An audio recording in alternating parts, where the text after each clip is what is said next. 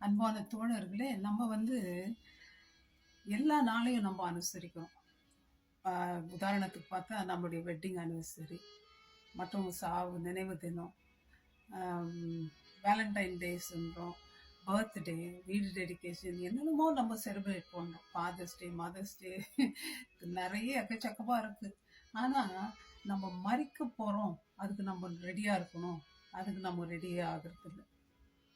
பைபிளில் என்ன சொல்கிறார் சாலமன் பார்ப்போமா?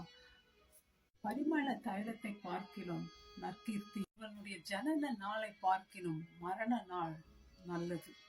மரணத்தை யாரும் தவிர்க்க முடியாதுங்க. ஏன்னா மரணத்தை ஜெயித்தவர் இயேசு கிறிஸ்து. அவர் அதிகாரம் வச்சிருக்கார். எல்லாருக்கும் ஒரு இதுக்கும் அப்பாயின்மெண்ட் உண்டு. ஆனால் நமக்கு அது தெரியறதில்லை, அப்பாயின்மெண்ட் என்னைக்கு. மறிக்கும்படி ஒரு ஆண்டவர் வச்சிருக்காரு ஒரு நாள். ஸோ அந்த நாள் வரும்பொழுது அதுக்கு முன்னாடி நம்ம வந்து நல்லவங்களா இருக்கணும். இந்த பர்ஃப்யூம் கூட நல்ல ஸ்மெல், ரொம்ப இன்பமாக இருக்குது முகர்ந்து பார்க்கறதுக்கு. அதை விட உயர்ந்தது எதுவா நம்முடைய நற்கீர்த்தி. நம்ம என்ன செஞ்சுருக்கிறோம் உயிரோடு இருக்கும்போது. ஏன்னா சாவு இப்படி வருது, நேரம் இல்லை. அப்போ அது வரைக்கும் நம்ம என்ன பண்ணியிருக்கிறோம் உலகத்தில், அது தாங்க வேற சொல்லுது. ஒவ்வொரு நாளும் நம்ம ஜீவிக்கிற வாழ்க்கை அவ்வளோ ஒரு முக்கியமானது. நம்முடைய வாழ்க்கை ஒரு நிழலை போல ஓடி போகுதுங்க. இருந்த வீட்டுக்கு போறதை விட துக்க வீட்டுக்கு போறது நல்ல வேதம் சொல்லு. ஏன் துக்க வீட்டுக்கு போகணும்? துக்க வீட்டுல எல்லா மனுஷனின் முடிவும் காணப்படும். உயிரோடு இருக்கிறவன் இதை மனதிலே சிந்திப்பான். இது தாங்க என்னுடைய வாழ்க்கையிலும் நடந்தது. என்னுடைய தாயார் இறந்தாங்க. இறக்கும் பொழுது நான் அந்த சாவில் இருக்கிறேன். அப்போ என்ன நடக்குதுன்னா, எல்லாரும் வந்து எங்கள் அம்மாவை பற்றி சொல்கிறாங்க.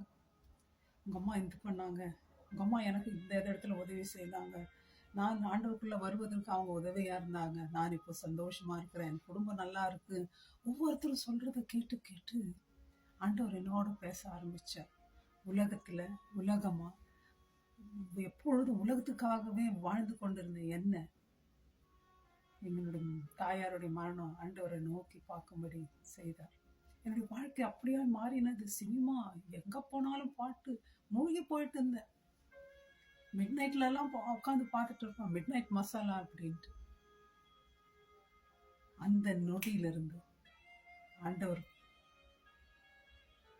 தெருவா போக ஆரம்பிச்சு, கிராமம் கிராமமா தேவனுக்காக, இன்னமும் அவருக்காக ஓடும்படி ஆண்டவர் கிருபை செய்திருக்கிறார். ஆண்டவர் என்னை தொட்டார், மாற்றினார்.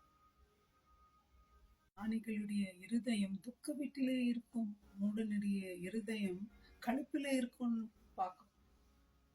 நம்ம பேர் எப்படி இருக்கு உலகத்துல? ஒவ்வொரு நாளும் வாழ்கிற வாழ்க்கை எப்படி நம்ம ஓடிட்டு இருக்கோம்? நம்முடைய பேருக்கு அவமானம் இருக்கா? நம்ம சாகும்போது நம்ம பற்றி என்ன சொல்லுவாங்க? யோசித்து பாருங்க சகோதரி சகோதரி. நம்ம செத்தமானா நம்ம மோட்ச ராஜ்யத்துக்கு போவோமா, நரகத்துக்கு போவோமா? அப்படியா நம்ம வாழ்ந்துட்டு இருக்கிறோமா? உலகத்துல எப்படி இருக்கிறோம் நம்ம நாட்கள்? My father prepared his tomb many years before he was died. He has a hope in Christ. Do we have the hope in Christ? Let's get prepared ourselves and run our race